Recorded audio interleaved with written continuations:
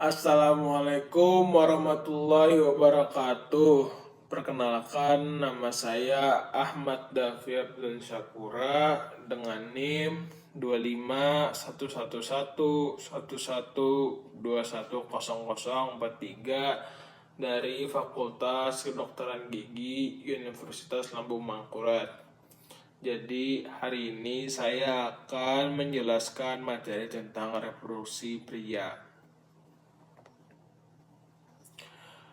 Di sini ada definisi dari reproduksi pria adalah sistem dan proses biologis pada laki-laki yang bertugas menghasilkan, mematangkan, menyimpan, dan menyalurkan sperma agar dapat membuahi sel telur wanita.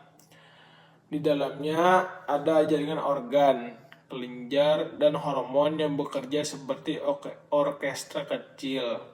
Masing-masing bagian memainkan perannya untuk menghasilkan gamet pria atau biasa disebut sperma, dan hormon testosteron yang mengatur fungsi seksual serta perkembangan ciri kelaki-lakian. Jadi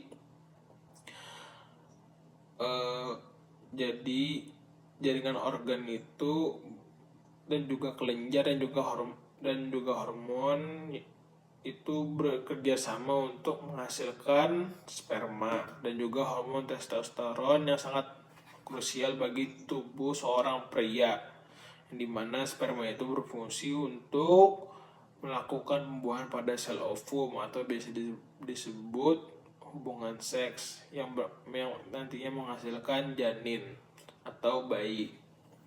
Kita lanjut. Di sini adalah bagian-bagian dan juga definisi dari sistem reproduksi pria. Yang pertama itu adalah testis.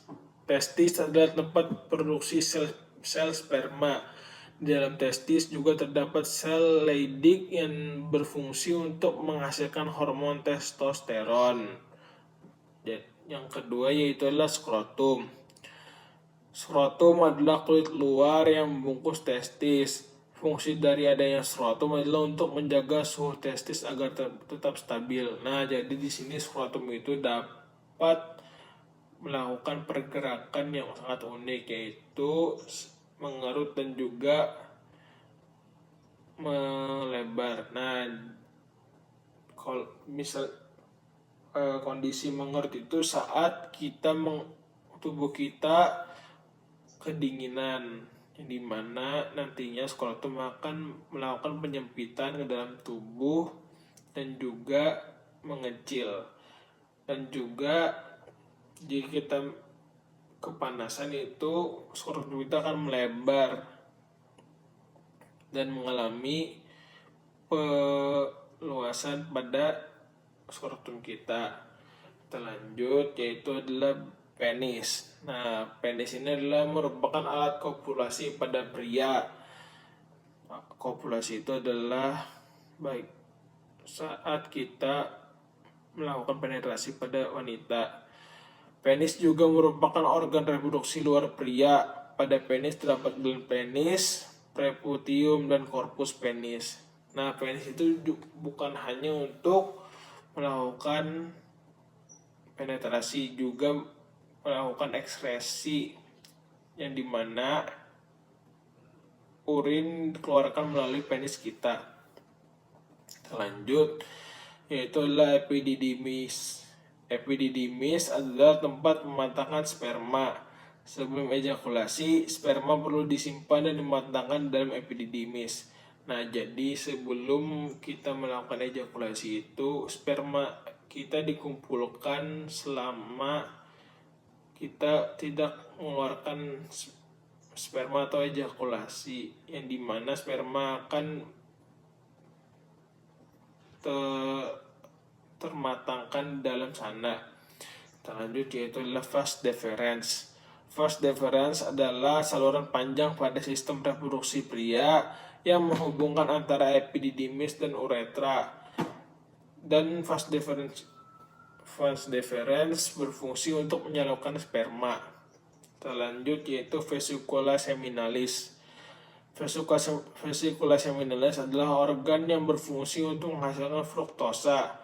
Fruktosa ini digunakan sebagai sumber energi atau menutrisi semen. Jadi semen juga dapat dinutrisi di bagian vesicula seminalis. Lanjut.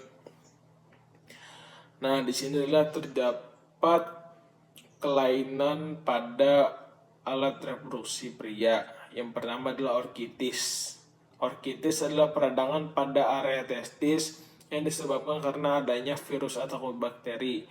Nah, jadi jika terdapat virus atau bakteri di area testis akan terjadinya orkitis. Terlanjut yaitu adalah epididymitis. Nah, di sini namanya tidak beda seperti epididymis karena epididymitis adalah peradangan pada area epididymis atau tempat pematangan sperma karena infeksi bakteri, terutama chlamydia dan gonore. Nah, jadi jika terdapat infeksi bakteri seperti chlamydia dan atau gonore pada epididymis akan terjadinya nantinya epididymitis.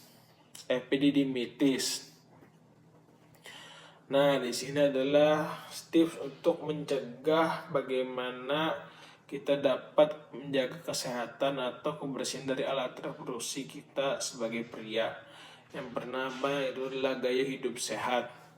Nah, contoh gaya hidup sehat itu adalah menjaga pola makan agar tetap seimbang dan teratur. Nah, jadi pola makan itu sangat penting dalam melakukan gaya hidup yang sehat agar nantinya reproduksi kita tidak rusak atau buruk. Yang kedua itu adalah minum air putih secukupnya. Nah, jadi kalau misalnya itu air putih itu minimal sehari itu adalah 2 liter yang sangat dianjurkan oleh WHO. Yang ketiga adalah rutin melakukan olahraga. Nah, olahraga ini sangat krusial. Kita tidak dapat mengandalkan tubuh kita saja setiap hari secara bebas tanpa adanya olahraga. Contoh olahraga ringan saja seperti naik tangga saat di kampus. Nah, itu termasuk olahraga juga. Atau di jalan-jalan santai saat sedang keluar dari rumah atau kos kita. Yang terakhir adalah istirahat secukupnya. Nah, istirahat secukupnya itu sangat penting. Jadi jika istirahat kita tidak tercukupi, itu juga dapat merusak alat reproduksi kita. Contohnya seperti sperma. Nah, sperma itu sangat bergantung pada istirahat kita. Karena jika tidak istirahat dengan cukup, sperma kita tidak berproduksi dengan baik atau hasilnya tidak baik. Nah, juga ada menjaga organ intim. Jadi menjaga organ intim itu seperti cuci setiap hari dengan air bersih. Nah, jadi jika kita misalnya sehabis BAK atau BAB itu harus kita bersihkan dengan air yang bersih, jangan air yang kotor, agar tidak adanya infeksi pada alat reproduksi kita. Yang kedua itu adalah jangan biarkan suhu lembab. Nah, suhu lembab ini juga sangat penting. Contoh seperti misalnya kita memakai dalaman yang baru kita cuci dan juga baru kering. Nah, itu biasanya masih lembab saat kita gunakan. Jika kita paksakan, jika terbiasa, maka alat reproduksi akan mengalami infeksi secara perlahan.